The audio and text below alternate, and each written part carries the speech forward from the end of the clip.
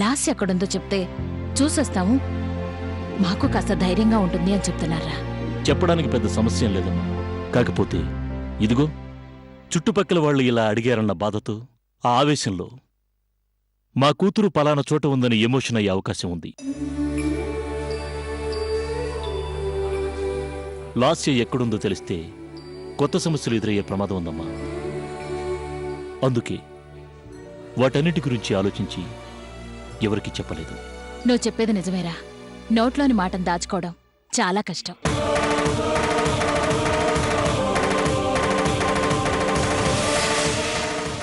ఎంత అనుకున్నా సరే మనకి తెలియకుండానే ఏదో ఒక సందర్భంలో టక్కున అనేస్తాం.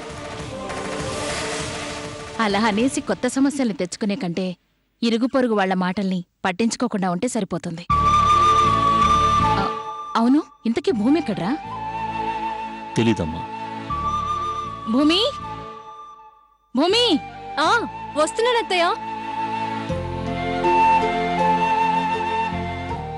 ఏంటత్తయ్య? ఎవరో ఏదో అంటున్నారని మీ అమ్మ వాళ్ళని బాధపడొద్దని చెప్పు.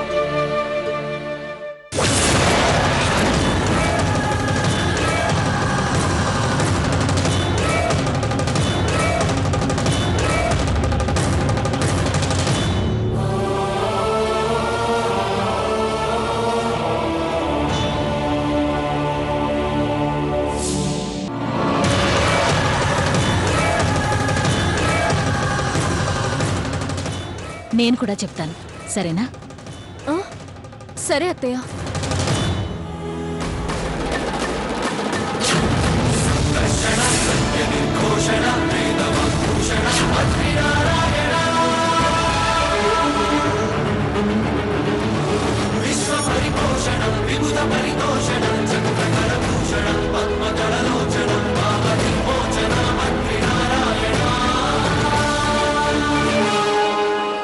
అభి, ఇంకా నేను వెళ్తానురా. అలాగే రమ్మా. Good night. Good night. వస్తాను భూమి.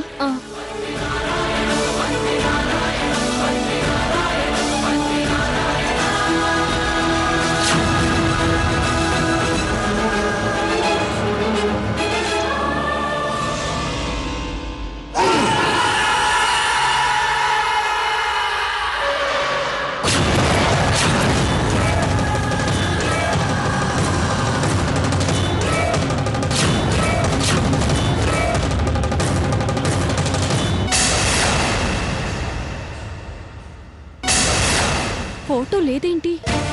ఏమై ఉంటుంది? ఇంతకు ముందే చూసి తీసేసుంటారా? ఒకవేళ చూసుంటే అడగాలిగా. అలా అడగకుండా మౌనంగా ఉన్నారంటే ఏంటర్థం? అయినా ఈయన ఎప్పుడు ఎలా ఉంటారో అంచనా వేయడం చాలా కష్టం. ఏమైంది? ఏం లేదండి. మరెందుక టెన్షన్? టెన్షన్ ఏం లేదే, మామూలుగానే ఉన్నాను. నువ్వెలా ఉన్నావో తెలుస్తూనే ఉంది, కానీ కొంచెం వాటర్ తెచ్చిపెట్టు.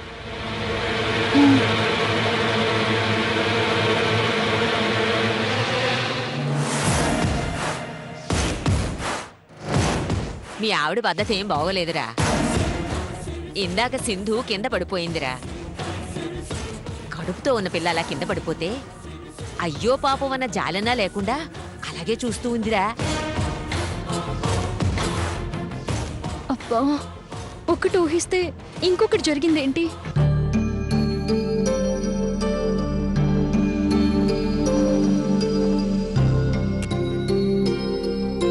ఆది,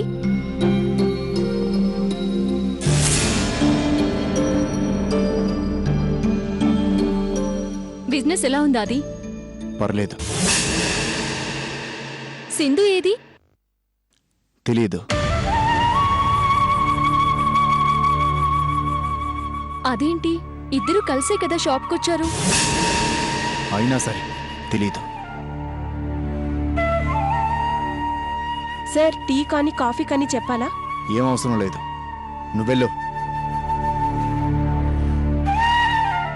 అది పిన్ని, రా పిన్ని, అలా కూర్చో.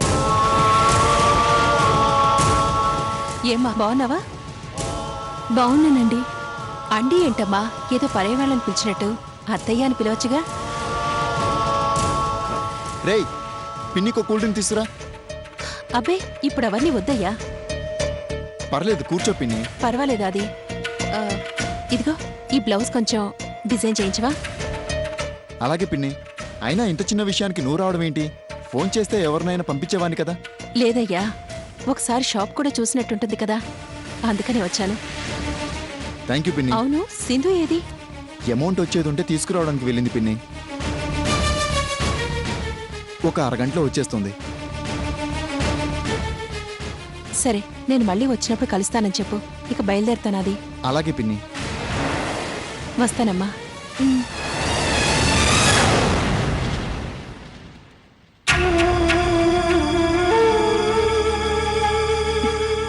బాగున్నావా అక్క? బానే ఉన్నానులే, నువ్వెళ్ళు.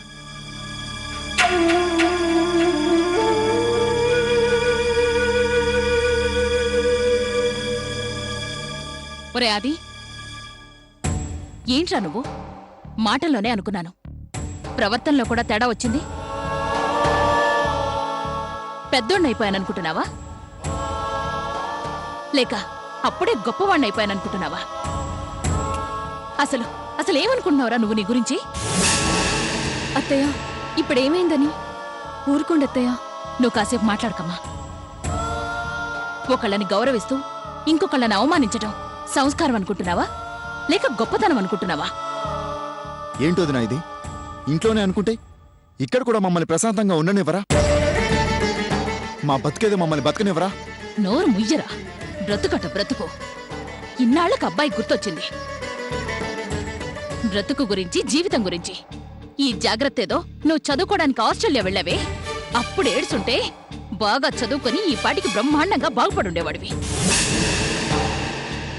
ఏంట్రా, మిమ్మల్ని ప్రశాంతంగా ఉండనివ్వట్లేదా? బుద్ధుండే మాట్లాడుతున్నావా? చదువుని తగలేసుకుని నువ్వు గొప్ప ఘనకార్యం చేసి ఆస్ట్రేలియా నుంచి ఇండియాకొచ్చినప్పుడు నీకు సింధుకి పెళ్లి చేయడం కోసం మీ వదిన ఎన్నెన్ని కష్టాలు పడిందో, ఎన్ని ఇబ్బందులు ఎదుర్కొందో నీకు తెలీదా? చివరికి పుట్టింటికి వెళ్ళిపోయే పరిస్థితి కూడా తెచ్చుకుంది. అది మీ వల్ల. అవన్నీ మర్చిపోయావట్రా? మనిషి అనేవాడికి కృతజ్ఞత అనేది ఒకటి ఉండాలి. అది మర్చిపోతే వాడు మనిషి అవ్వడు. అత్తయ్య, ఇప్పుడు అవన్నీ ఎందుకు? వెళ్దాం పదండి. రే, ఊరికి వెళుతూ ఎయిర్పోర్ట్ దాకా నేను తీసుకెళ్దామని వచ్చాను, కానీ నీ మాటలకి ఆలోపే నాకు హార్ట్ అటాక్ వచ్చేలా ఉంది. అత్తయ్య, ఏంటా మాటలు? వెళ్దాం పదండి. నాకు తెలుసమ్మా, నీకు నాకంటే వాళ్ళే ఎక్కువ. రేయ్, పిచ్చి మాటలు మాట్లాడావంటే చంపేస్తాను. నోరు మూసుకొని పనిచేసుకో.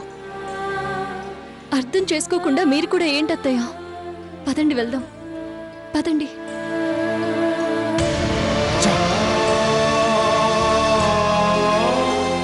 అమ్మా భూమి, వాడిది చిన్నపిల్లాడి మనస్తత్వం అమ్మా. తెలిసి తెలియక మాట్లాడుతున్నాడు, ఏమీ అనుకోకమ్మా. చచా, అలాంటిదేం లేదత్తయ్య. అయినా ఆది గురించి నాకు తెలీదా ఏంటి? ఏంటోనమ్మా, ఎంతో ఆప్యాయంగా, ఎంతో ప్రేమగా ఉండే మనుషుల మధ్య ఈ విభేదాలు, ఈ అగాధాలు ఏంటో. వీటన్నింటినీ చూస్తూ ఇంట్లో ఉండలేకపోతున్నాను తెలుసా? అన్నీ అవే సర్దుకుంటాయి, మీరేం బాధపడకండి అత్తయ్య. ఏమోనమ్మా, ఎప్పటికి సర్దుకుంటాయో, తిరిగి ఎప్పటికి మామూలు పరిస్థితులొస్తాయో ఏం అర్థం కావట్లేదు. సరేనమ్మా, నేను ఊరికి బయలుదేరుతున్నాను. అదే రాత్రి చెప్పాను కదా, ఊళ్ళో మన బంధువుల పెళ్ళుంది, ఖచ్చితంగా వెళ్ళి తీరాలి అని. 2 రోజుల్లో వచ్చేస్తాను. జాగ్రత్తమ్మా. అలాగే అత్తయ్య, పదండి, నేను డ్రాప్ చేస్తాను. నువ్వు నన్ను డ్రాప్ చేసి తిరిగి ఒక్కదానివే రావాలి. వద్దులేమ్మా, వెళ్తాను. సరే అత్తయ్య, జాగ్రత్తగా వెళ్ళిరండి.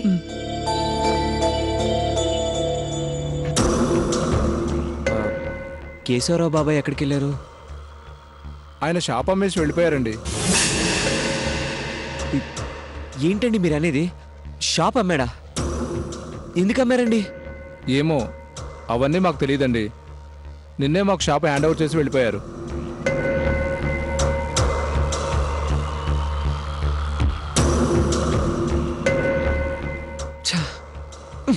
బాబాయ్ ఏంటి ఇలా చేశాడు? అభిగారు ఇచ్చిన వార్నింగ్కి భయపడి ఉంటాడా? ఖచ్చితంగా అదే అయి ఉంటుంది. లేకపోతే ఇంత సడన్గా ఎందుకు అమ్మేస్తాడు? ఛా, మొత్తం నా వల్లే బాబాయ్కి బంగారం లాంటి బిజినెస్ పోయింది. ఛా,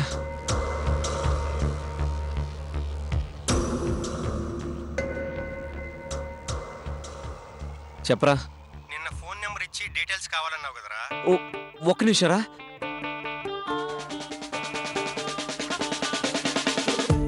చెప్పరా. అతని పేరు విశాల్. అడ్రస్ ఏంటంటే ఆ. 8-3-269/9/64. ఓకే, థ్యాంక్ యూ రా. Thank you so much.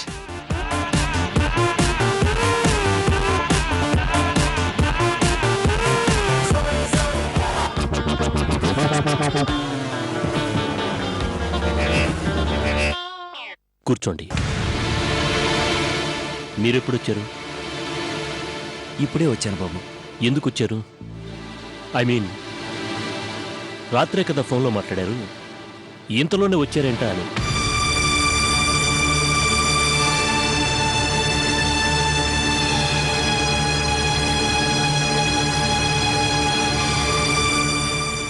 Last విషయం గురించేనా?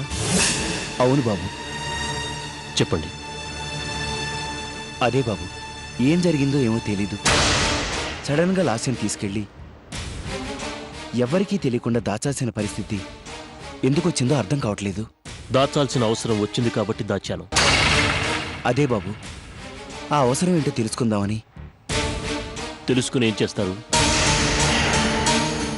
ఏదో చేద్దామని కాదు బాబు, ఎంతైనా కన్న కూతురు కదా. ఏదో జరిగిందన్న బాధ భయం మాకుంటాయి కదా. మీరు బాధపడాల్సిన పరిస్థితి కానీ భయపడాల్సిన అవసరం కానీ లేదు. మమ్మల్ని నమ్మి లాస్యని ఇక్కడుంచారు అంటే లాస్య విషయంలో మీకంటే ఎక్కువ బాధ్యతను మాకప్పగించారు. సో లాస్యకు ఎలాంటి ఇబ్బంది కానీ సమస్య కానీ రాకుండా బాధ్యతగా అంతకంటే ఎక్కువ జాగ్రత్తగా చూసుకుంటారు. అందుకని లాస్య గురించి మీరేం టెన్షన్ పడాల్సిన అవసరం లేదు. కన్నవాళ్లమైన మాకంటే ఎక్కువ బాధ్యతగా లాసీ విషయంలో మీరుంటారని మాకు తెలుసు బాబు. ఆ విషయం గురించి నేను అస్సలు మాట్లాడను. కాకపోతే లాస్యం దాచిన విషయం గురించి నలుగురు 4 రకాలుగా మాట్లాడుకుంటున్నారు. చాలా బాధగా అనిపిస్తుంది బాబు. ఆ అంటున్న నలుగురెవరినో నా దగ్గరకు తీసుకురండి, నేను మాట్లాడతాను. అది కాదు బాబు. చూడండి, ఇది మన లైఫ్. ఏది మంచో ఏది చెడో తెలుసుకుని మన ఇష్టం వచ్చినట్టు బతుకుతాం. అంతేకాని ఎవరో ఏదో అంటున్నారని అనుకుంటారని బాధపడుతూ వాళ్ల కోసం బతకం. మనం అద్భుతంగా ఎదుగుతూ ఉంటే అయ్యో బాబోయ్ అని ఆశ్చర్యపడతారు. అదే మనం కింద పడిపోతే అయ్యో పాపం అని జాలిపడతారు. అలాంటి మనుషుల గురించి పట్టించుకోవాల్సిన అవసరం కానీ ఆలోచించాల్సిన అవసరం కానీ లేదు.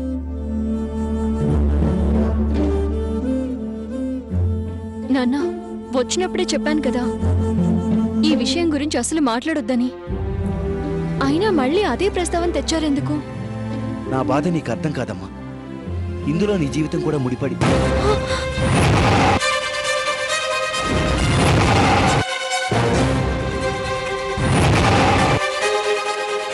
అదేంటి భూమి జీవితం అంటున్నారు? అదే బాబు, ఇన్నాళ్ళు లాసి ఇక్కడే ఉంది కదా. అక్క సరిగా పట్టించుకోకపోవడం వల్లే చెల్లెళ్ళకి ఇలా జరిగిందని అందరూ అనుకుంటారని. మీకిప్పుడే చెప్పాను, ఒకరి గురించి ఆలోచించడం మానేయండి. కాఫీ తాగి బయలుదేరండి.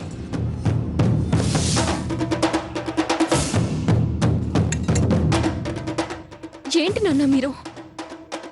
ఆయన పెద్దగా పట్టించుకోలేదు కాబట్టి సరిపోయింది. లేకపోతే ఈ పాటికి విషయం మొత్తం చెప్పాల్సి వచ్చేది. అది ఎంత పెద్ద ప్రమాదమో ఆలోచించారా? ఏం ఆలోచించడం అమ్మా, ఆలోచించి ఆలోచించి పిచ్చెక్కుతోంది. ఏ క్షణం ఎటువైపు నుంచి ఏ ప్రమాదం వస్తుందో అని కూతుళ్ళ జీవితం ఏమవుతుందో అని భయంగా ఉందమ్మా. ఏం కాదు నాన్న, మీరు అనవసరంగా భయపడకండి. ఇది భయం మాత్రమే కాదమ్మా, బాధ కూడా. నాన్న చెప్తుంటే వినరేంటి? మీరు బాధపడే పరిస్థితి ఎప్పటికీ రాదు. అసలు ఈ విషయం గురించి ఆలోచించడం మర్చిపోండి. ఎంత చెప్పినా నా బాధ గురించి అర్థం చేసుకోకపోతే నేనేం చేయను? ఎలా రాసి పెట్టుంటే అలా జరుగుతుంది. అన్నిటికీ ఆ పైవాడే ఉన్నాడు. సరే, నేను వస్తానమ్మా. మ్.